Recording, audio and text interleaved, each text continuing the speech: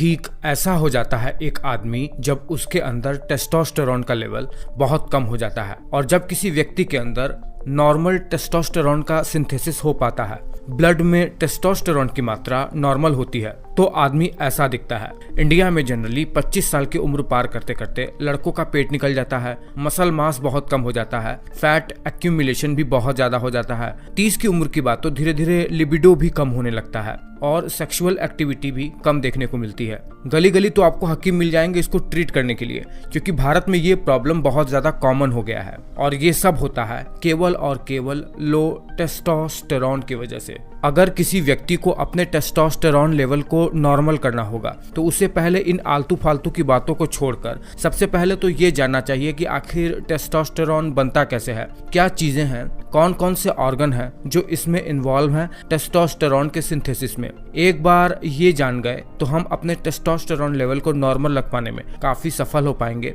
इसीलिए आज इस वीडियो में मैं एक काम करता हूँ, एक बहुत ही साधारण सा वीडियो बना लेता हूँ जो सबको समझ में आए कि टेस्टोस्टेरोन का सिंथेसिस आखिर होता कैसे है। देखिए, सबसे पहले तो मैं आपको ये बता दूं कि टेस्टोस्टेरोन एक स्टेरॉयड हार्मोन है। स्टेरॉयड हार्मोन कोलेस्टेरॉल से बनता है। कोलेस्टेरॉल हमारा शरीर खुद भी बनाता है, जो हम कार्बोहाइड्रेट वगैरह खाते हैं या हम जो घी तेल वगैरह खाते हैं उससे भी ये कोलेस्टेरॉल बनता है हमारे लिवर के अंदर। याद रखिएगा, कोलेस्टेरॉल लिवर के अंदर बनता है। तो लिवर सबसे पहला ऑर्गन है टेस्टोस्टेरोन बनाने के लिए, क्योंकि लिवर के अंदर कोलेस्टेरॉल बनता है। डायरेक्टली टेस्टोस्टेरोन का लिवर से कोई मतलब नहीं है।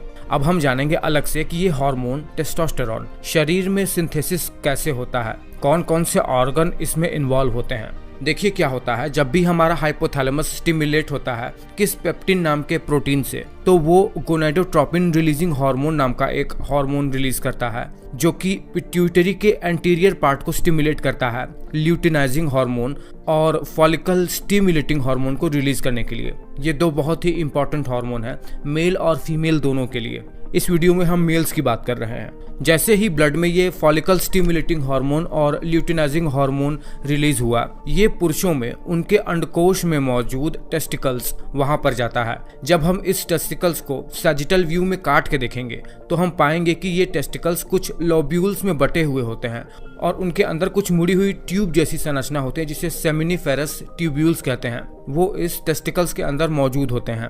देखिए, इसी सेमिनिफेरस ट्यूब्यूल्स के बीच बीच में कहीं कहीं एक स्पेशल किस्म का सेल पाया जाता है जिसे लेडिक सेल कहते हैं।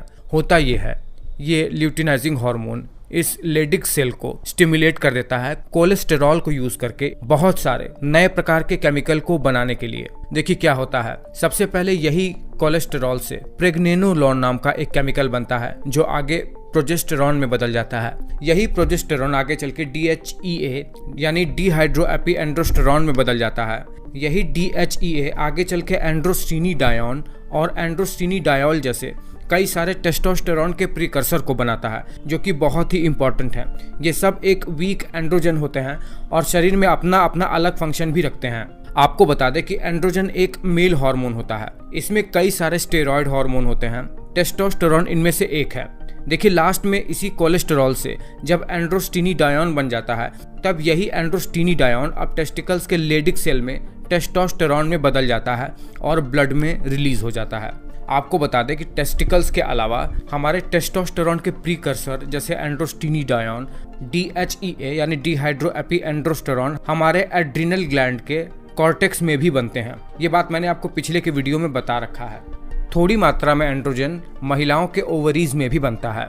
अब देखिए, ब्लड में जैसे ही टेस्टोस्टेरोन रिलीज हुआ और ब्लड में जाते ही ये टेस्टोस्टेरोन जब हमारे लिवर, हमारे मसल और एडिपोज टिश्यू पर जाता है, तो ये डायरेक्टली ही हमारे इन टिश्यू के सेल में मौजूद एंड्रोजन रिसेप्टर से जाकर बाइंड होते हैं।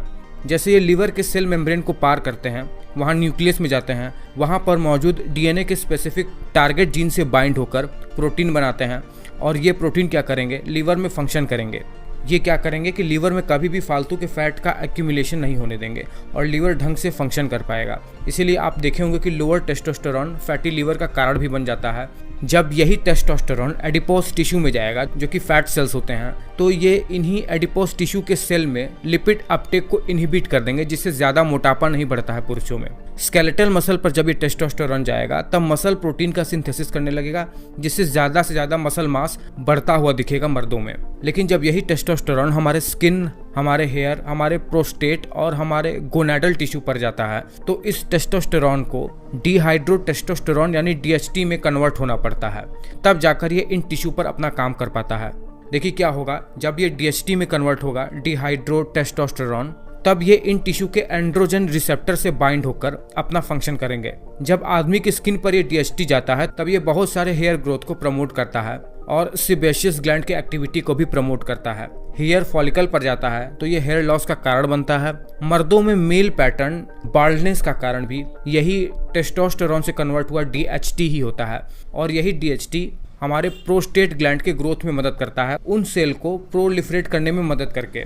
और यही DHT इस सेमिनल वेसिकल्स के फंक्शनिंग को नॉर्मल बनाए रखने का काम भी करता है। अब आप जान गए कि जब स्किन, हेयर और प्रोस्टेट जैसे चीज़ों में ये जब टेस्टोस्टेरॉन जाएगा तो एक नए केमिकल में बदल जाएगा, डिहाइड्रो टेस्टोस्टेरॉन में।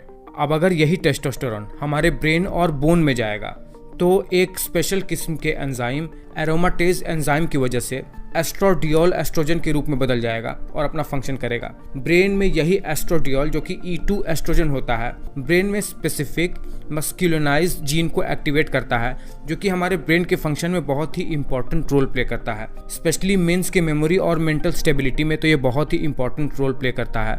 यही एस्ट्रोडियोल जब हमारे बोन में जाता है, जो कि टेस्टोस्टेरॉन से कन्वर्ट होकर आदमियों के बोन में जाता है, तो ये आदमियों की बोन में मिनरल डेंसिटी को बढ़ाता है, जिससे आदमियों का बोन मास बढ़ता है और वो मजबूत होता है। इसलिए लड़कों में उनके स्केलेटल स्ट्रक्चर को बनाए रखने के लिए टेस्टोस्टेरॉन बहुत इंपॉर्टेंट है, क्योंकि वो एस्ट्रोडियोल में कन्वर्ट होकर, जो कि एक प्रकार का एस्ट्रोजन है और एस्ट्रोजन एक फीमेल हार्मोन भी होता है, वहां पर जाकर मर्दों के स्केलेटल को बनाए रखने में मदद करता है। और एक स्टडी तो यही बताता है कि जब प्यूबर्टी आने पर यही टेस्टोस्टेरॉन एस्ट्रोजन में बदलने लगता है तो ये हमारे ग्रोथ प्लेट को फ्यूज कर देता है, जिससे लड़कों में एक स्पेसिफिक उम्र के बाद लंबाई बढ़ना रुक जाता है। देखिए, टेस्टोस्टेरॉन का अपना बहुत ही इंपॉर्टेंट रोल है। कुछ मिथ भी है जो समाज में लोगों द्वारा प्रचलित करवाया जा रहा है केवल बिजनेस के लिए।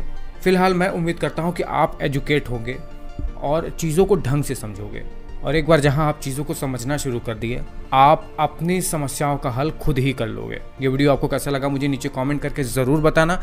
अच्छा लगा है तो वीडियो लाइक करके ज़रूर जाना।